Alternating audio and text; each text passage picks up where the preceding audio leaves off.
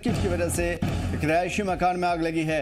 Short circuit से 2 मंजिला मकान जलकर खाक हो चुका है। 2 मंजिला मकान पूरी तरीके से राख के ढेर में तब्दील होता हुआ नजर आ रहा है। इलाके में हड़कंप का माहौल है। फायर ब्रिगेड की टीम आग पर काबू पाने में मसरूफ नजर आई और फाइनली बड़ी मुशक्कत के बाद आग पर काबू पाया गया। तस्वीरों के जरिए साफ तौर पर देखा जा सकता है कश्मीर का ये बुनियादी ढांचा 2 मंजिला रिहायशी मकान किस तरीके से आग की चपेट में है और किस भयावह तरीके से आग की लपटें आसमान को छू रही हैं। फिलहाल आग पर काबू पा लिया गया है, लेकिन ये खूबसूरत सा आशियाना जिसने पूरी जिंदगी की मेहनत लगा करके तामीर किया होगा, ये अब जलकर राख हो चुका है। फिलहाल फायर ब्रिगेड की टीम मौके पर मौजूद नजर आई और आम लोगों की मदद से कोशिश की गई कि इस मकान को बचाया जा सके और आसपास के मकान में आग फैलने से रोका जा सके। लेकिन आग इतनी भयावह थी कि आग तभी बुझ पाई जब पूरा मकान जलकर खाकिस्तर हो चुका था। बताया जा रहा है कि शॉर्ट सर्किट की वजह से आग लगी थी और उसकी वजह से अचानक पूरे घर के ऊपरी वाले हिस्से से आग की शुरुआत हुई और उसके बाद पूरे घर को इसने अपने चपेट में लिया और ये मकान पूरा जल करके राख हो चुका है। भद्रवाह के एक मकान में शदीद आग की तस्वीरें सामने आ रही है, काफ़ी भयावह, काफ़ी खतरनाक। अमीरा नगर में शॉर्ट सर्किट की वजह से आग लगी थी और शॉर्ट सर्किट की वजह से ये पूरा 2 मंजिला का मकान जलकर खाक हो चुका है। बताया जा रहा है कि 2 मंजिला मकान जलकर तबाह हो चुका है। आग की ये तस्वीरें बहुत भयावह। आग लगने से इलाके में हड़कंप का माहौल नजर आया, हड़कंप मचता हुआ नजर आया। फायर ब्रिगेड की टीम मौके पर तो पहुंच गई, लेकिन आग की शिद्दत इतनी ज़्यादा थी कि फौरी तौर पर उसे रोका नहीं जा सका। भद्रवाह के इस मकान में, जो कि अमीरा नगर में पड़ता है, शॉर्ट सर्किट की वजह से आग की जद में आया और उसके बाद पूरा मकान जलकर राख हो गया, तबाह हो गया।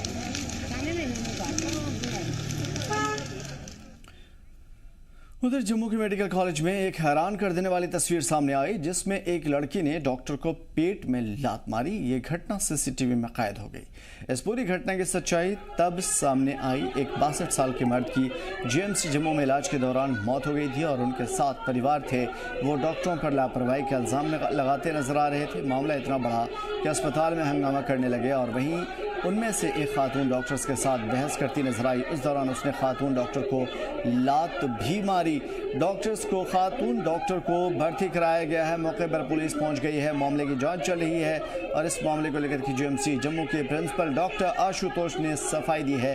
कहा कि एक मरीज को पीजीआई चंडीगढ़ से जीएमसी जम्मू लाया गया था। मरीज वेंटिलेटर पर था और जीएमसी के डॉक्टरों ने पूरी कोशिश की, लेकिन मरीज रिकवर नहीं हो पाया। डॉक्टर आशुतोष ने कहा कि मरीज के परिवार ने डॉक्टरों के साथ मारपीट की, जो कि गलत है।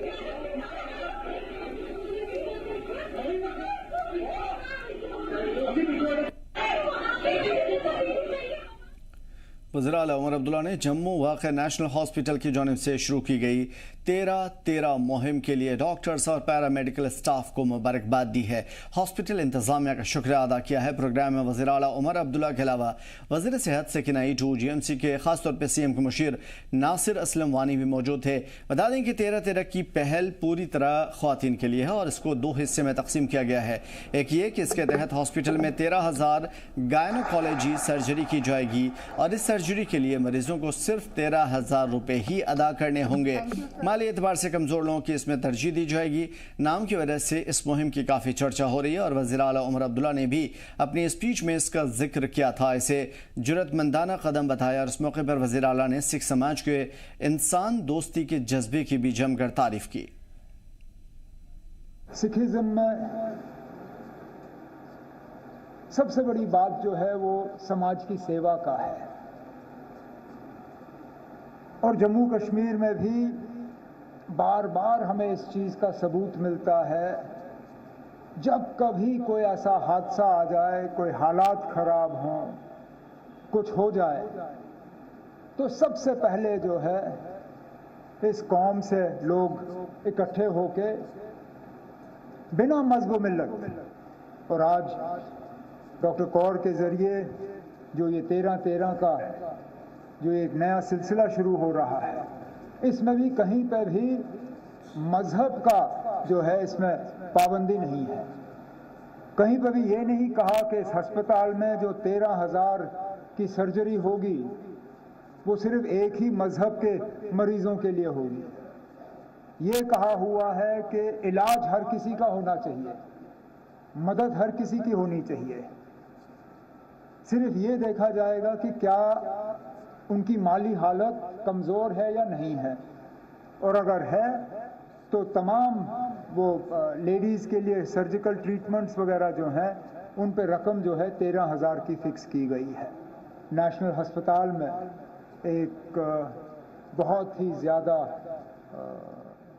अच्छा एक जो नया इनिशिएटिव यहाँ लॉन्च किया जा रहा है, उस सिलसिले में मैं ये उम्मीद करता हूँ कि ये प्रोजेक्ट जो है ये फले फूले और हमारी बहनों को, माओं को जो है इसका भरपूर फ़ायदा मिले। जम्मू के अखनूर पुलिस स्टेशन ने साल 2024 में बेहतरीन कारकर्दगी दिखाते हुए मुल्क के 17,000 से ज़्यादा पुलिस थानों में से चुनिंदा 74 थानों में जगह बनाई है। इस शानदार परफॉर्मेंस के लिए अखनूर पुलिस स्टेशन को वजारत दाखिला यानी कि होम मिनिस्ट्री की जानिब से एक मोतबर इनाम से नवाजा गया है, और ये सिर्फ अखनूर की नहीं बल्कि पूरे जम्मू कश्मीर के लिए फ़ख्र की बात है, क्योंकि इस साल सिर्फ इसी थाने को ये एजाज़ मिला है। इस कामयाबी पर जम्मू कश्मीर के DGP नलिन प्रभात ने अखनूर थाना का दौरा किया और वहाँ के SHO, SDPO और SSP रूरल ब्रिजेश शर्मा को मुबारकबाद दी। इस मौके पर DGP ने कहा कि यह अवार्ड यहाँ तैनात अमला, पुलिस एहलकार की मेहनत और लोगों की खिदमत का नतीजा है।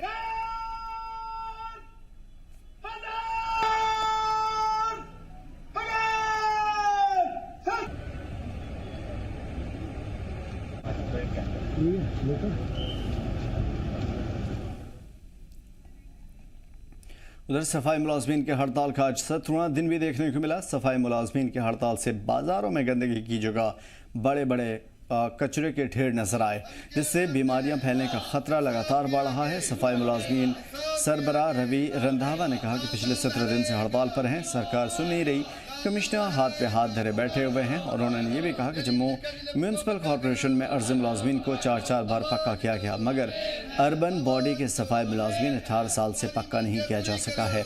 अगर नियम देखने हों तो सफाई मुलाजमीन को 7 साल पूरे होने के बाद पक्का किया जाता है, मगर लोकल अर्बन बॉडी के सफाई मुलाजमीन को पक्का नहीं किया गया।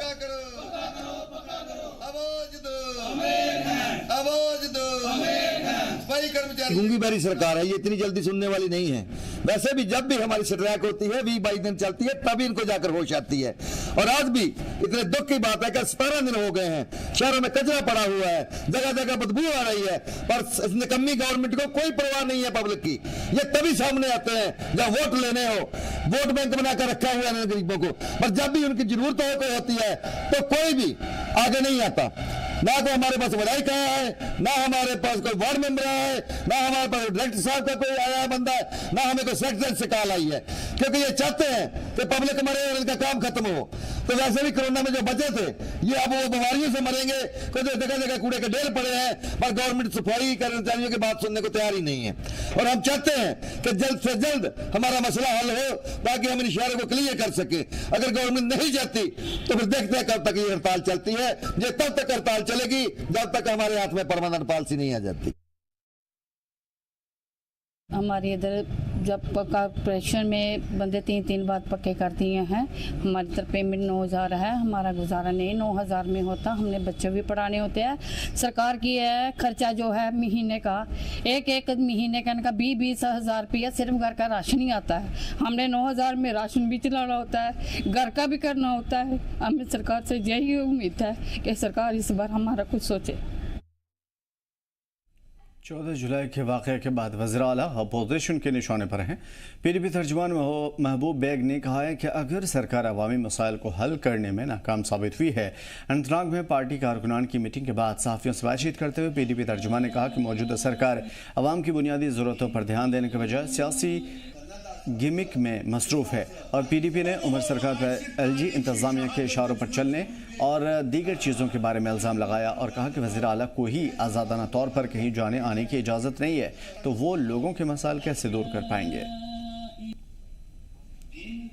मैं कह रहा था अगर उनके पास पावर्स हैं, जो वो कल कह रहे थे कि हमने 9 महीने में बड़े काम किए, तो उनकी निशानदेही करें, हमें भी दिखे कि कहाँ पे उन्होंने वो काम किए। और अगर वो पावरलेस है तो फिर वो वहाँ क्या कर रहे हैं? देखिए, अगर वही बंद हो गए, उन्हीं को इम्प्रिजन किया गया, उन्हीं को 13 जुलाई की इजाजत नहीं मिली। हमारा मानना था कि वो इलेक्टेड चीफ मिनिस्टर है, इलेक्टेड गवर्नमेंट है, हमें परमिशन लेनी पड़ेगी उनसे।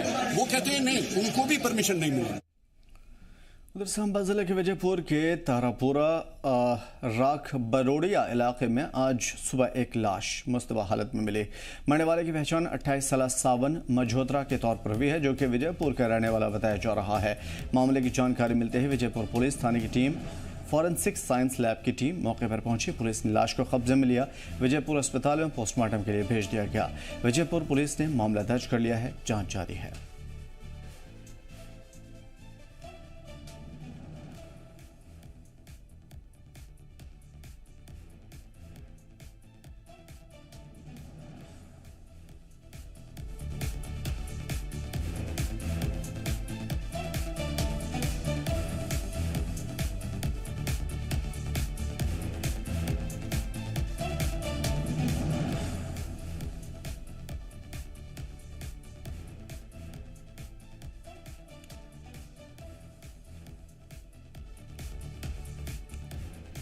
आज एक बड़ी खबर इस वक्त जो देखने को मिली, ख़ासतौर पे सांबा में एक मुश्तबा एक संदिग्ध लाश मिली और ये संदिग्ध लाश 28 साल के सावन मजहोत्रा की थी।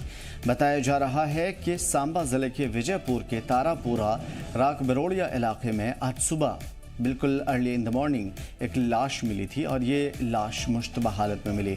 मरने वाले की पहचान 28 साल के सावन मजहोत्रा के तौर पर हुई है। फिलहाल मामले की जाँच चल रही है।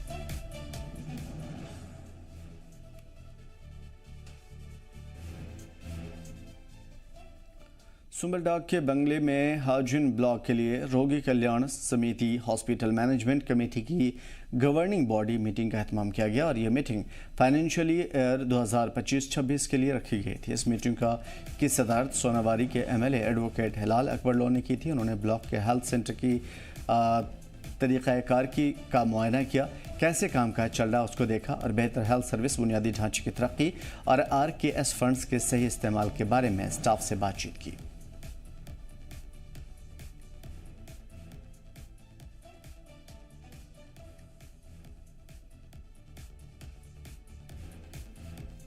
आज हमारी ये रोगी कल्याण समिति की मीटिंग थी, जिसमें हम हमारा इस ब्लॉक में, मेडिकल ब्लॉक में जो हमारा इंफ्रास्ट्रक्चर है उसको इम्प्रूव कैसे करें, तबीज वाले जो बहम पहुँचानी है तो उसको कैसे बहम पहुँचाएँ आसान तरीके से और सिचुएशन को कैसे इम्प्रूव करना है, उसके लिए हमने आज मीटिंग ली।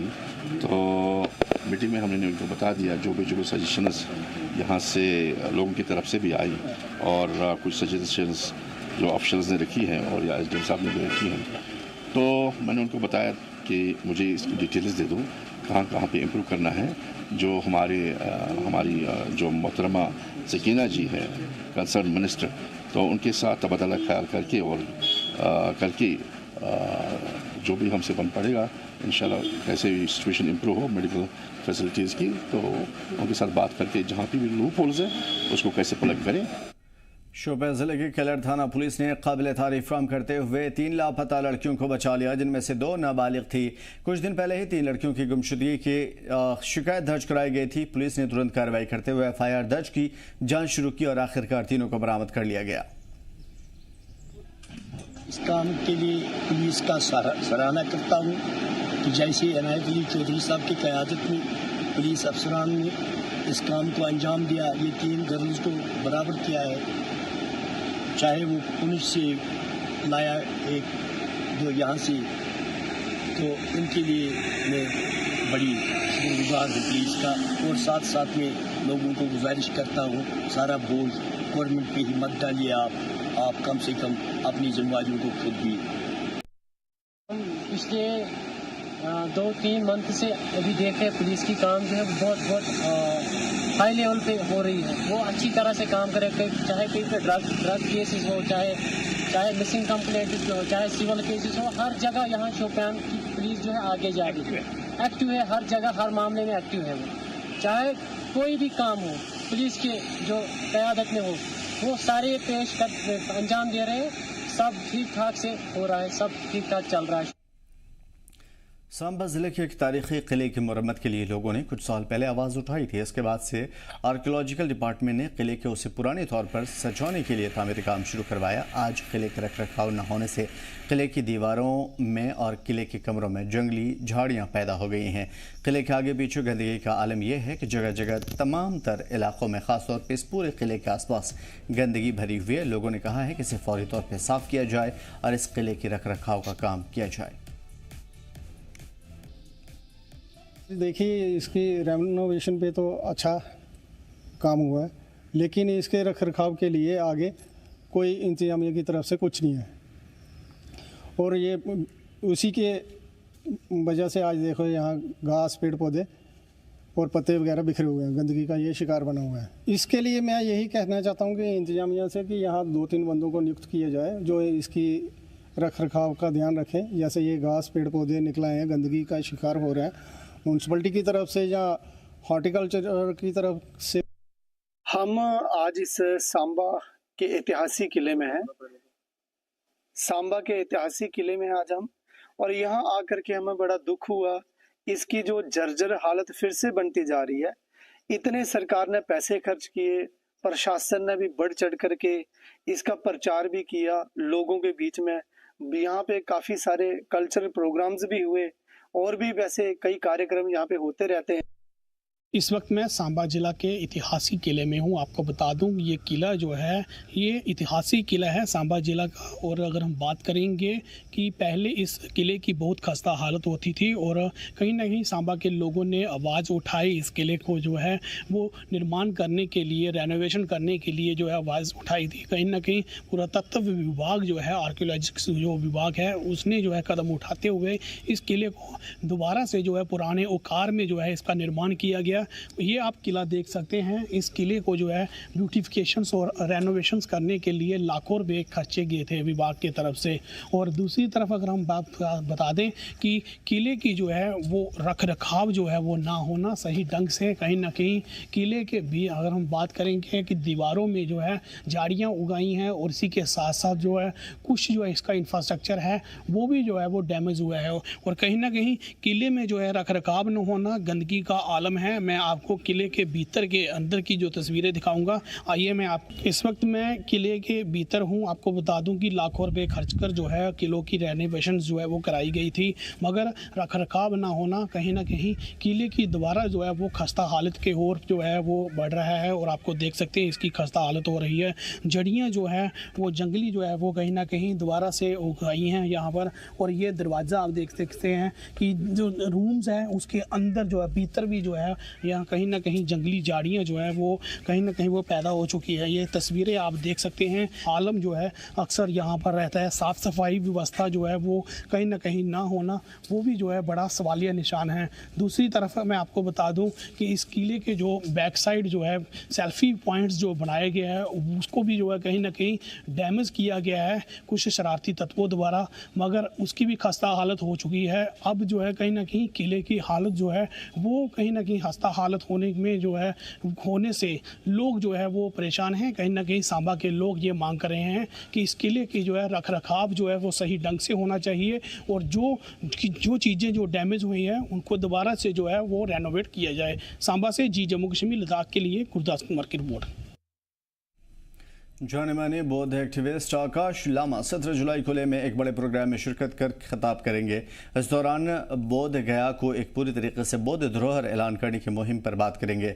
लामा ने बताया कि फिलहाल बौद्ध गया मंदिर कमेटी में सिर्फ 4 बौद्ध मेंबर हैं, जबकि कुल 9 सीटें हैं। उन्होंने 1949 के बौद्ध गया मंदिर एक्ट को रद्द करने की मांग की है और कहा कि जैसे दीगर मजहबी मकामात उनके धर्म के लोगों के जरिए चलाए जाते हैं, वैसे बौद्ध गया भी बौद्धों को सौंपा जाए। 1950 उससे आप सभी को मालूम है बौद्धों की सबसे पवित्र जगह, हमारे मन में बौद्धों की सबसे पवित्र जगह है बोध गया महाबोधि महाविहार।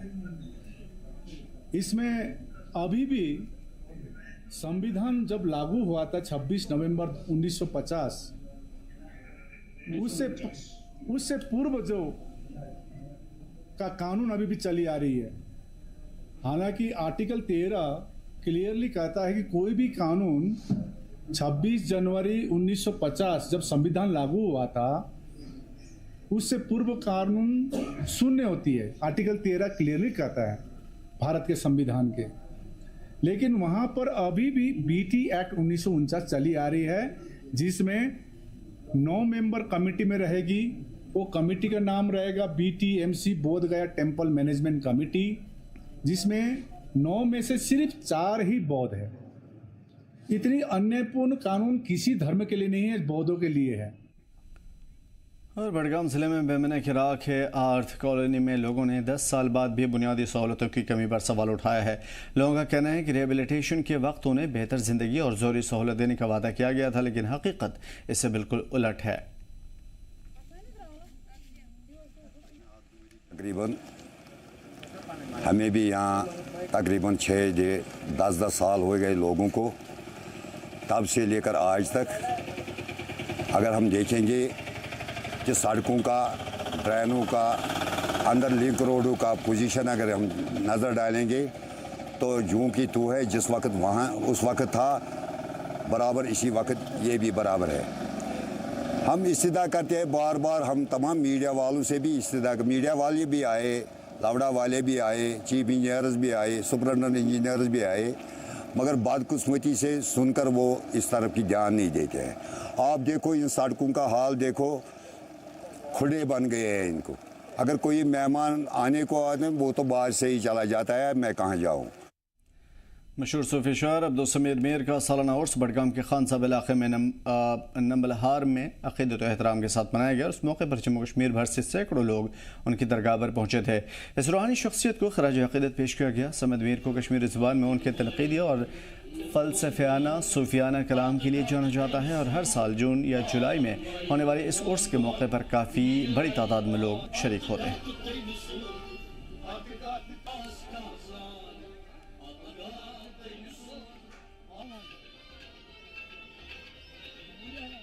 कश्मीर मिनी की वादी है, कश्मीर दरेशन की वादी है, पीरों की वादी है। यहाँ ये परंपरा जारी रहनी चाहिए। इसी प्रकार से नंबलहार में समीर साहब का उर्स मुबारक मनाया जा रहा है, जिसमें जो शिरकत कर रहे हैं, जो यहाँ कश्मीर का नाम उजागर कर रहे हैं, कश्मीरी कल्चर जो है, कश्मीरी कल्चर को जिंदा रखने की कोशिश कर रहे हैं। आप देख रहे हैं कि इतनी बारिश में लोग खुले आसमान के तले बैठे हैं, इसकी अकीदत के लिए यहाँ आए हैं। ये प्रोग्राम बहुत जरूरी है और मैं चाहता हूँ सरकारी सतह पर भी इन प्रोग्रामों को बढ़ावा दिया जाए। हम अगर होंगे, इसके बगैर भी अगर यहाँ कभी वैसा कोई फेस्टिवल, सूफी फेस्टिवल की तरह से एक प्रोग्राम यहाँ होगा, उस तरह नई जनरेशन को भी पता चलेगा हमारा कल्चर क्या है। तो महफिल समा में हम वादी के मुख्तलिफ ज़िलों से ताल्लुक़ रखने वाले जो मशहूर गुलकार होते हैं उनको यहाँ मदद करते हैं। तो आज का ये महफिल समा जो है, महफिल समा का एहतमाम JNK academy of art culture and languages और समद मीर फाउंडेशन ने किया। इश्तराक है इस मजलिस के साथ रहीम साहब समा गुलकार सोसाइटी और सकाफती मरकज़ बडगाम का। तो ये कल्चर के हिसाब से अगर देखा जाए तो यहाँ एक ये रिवाइव होता है कल्चर, जो हमारी पुरानी परंपरा है वो फिर से। जम्मू कश्मीर की जब हम बात करते हैं तो सूफीज़्म का कहीं ना कहीं यहाँ पर एक बड़ा सहयोग है। और जम्मू कश्मीर में अगर हम देखेंगे पीरू फकीरों की वादी इसको कहा जाता है, और आज जिला बडगाम में समद मीर का उर्स मनाया जा रहा है। आपको याद दिला देखिए, समद मीर वो सूफी बुजुर्ग हैं जिन्होंने सूफीज़्म को लेकर काफी काम किया है और जिला बडगाम के नंबलहार इलाके में वो इस वक्त दफन है। और उनके आस्थान आने पर हर साल उर्स मुबारक मनाया जाता है, जहाँ पर कसीर तादाद में लोग शिरकत करने के लिए आते हैं और यहाँ पर समद मीर को खराज अक़ीदत पेश करते हैं। क्या कुछ होता है समद मीर के उर्स मुबारक में, आप आज इस रिपोर्ट में देखेंगे। जिला बडगाम से नज़ीर, जम्मू कश्मीर लद्दाख के लिए नूर। सीरिया यानी शाम के सोयदा सूबे में फ़िरक़ावाराना तशद्दुद में अब तक 200 से ज़्यादा लोग मारे जा चुके हैं। हुकूमत फ़ौज की तैनाती के बाद हालात कशीदा हुए। ह्यूमन राइट ऑब्जर्वर्स के मुताबिक मरने वालों में 92 का ताल्लुक दूर दराज के अक़लियती तबके से है, जिनमें से 21 लोगों को सरकारी फ़ौज ने उन्हें सफाई का मौका दिया है और बिना सफाई का मौका दिया ही फांसी पर चढ़ा दिया। द्रूज और अरब शिद्दतों के खासतौर पर बिंदुओं की बात अगर की जाए तो हालिया तशद्दुद की जो शुरुआत गुज़िश्ता इतवार को हुई थी, मसलकी और मजहबी इख्तलाफात के सबब हुई थी और दोनों के बीच में लंबे अरसे से कशीदगी चली आ रही है।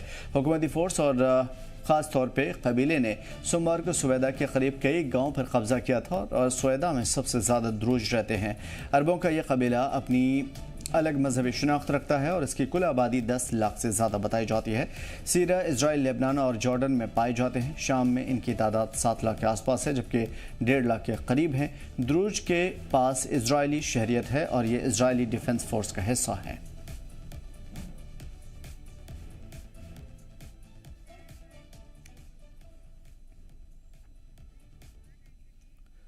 तो शाम के दाखिली मामले में इजराइल भी कूद गया है, जिससे हालात और भी पेचीदा बने हुए हैं। सुवेदा में द्रूज और सरकारी फौज के बीच में पुरतशद्दुद झड़प के बाद इजरायली फ़िज़ाइया शाम के मुख्तलिफ मकामात पर हमला आवर होती नजर आई और उसके राजधानी दमिश्क में वजारत दफा की इमारत को निशाना बनाया।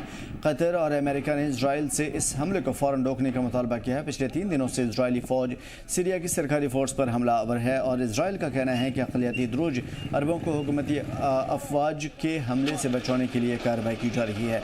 इजरायली हमले ने मशरक़ी वस्ता में नया बहरान खड़ा किया है। वाज़ेह है कि कुछ दिनों कबल हुकूमत की मुदाखलत के बाद द्रूज जंगजुओं और बेडोइन यानी बद्दू कबीले सीज़ फायर का ऐलान करते नजर आए थे। हालात पर निगरानी रखने के लिए सुवेदा में हुकूमती फ़ौज को तैनात किया गया था। इसके बावजूद इसके हालात काबू से बाहर नजर आए। ज़राए के मुताबिक ट्रंप से इंतज़ामिया ने इजराइल से अल शरा की क़यादत वाली सरकार पर फ़ौजी हमला न करने को कहा है।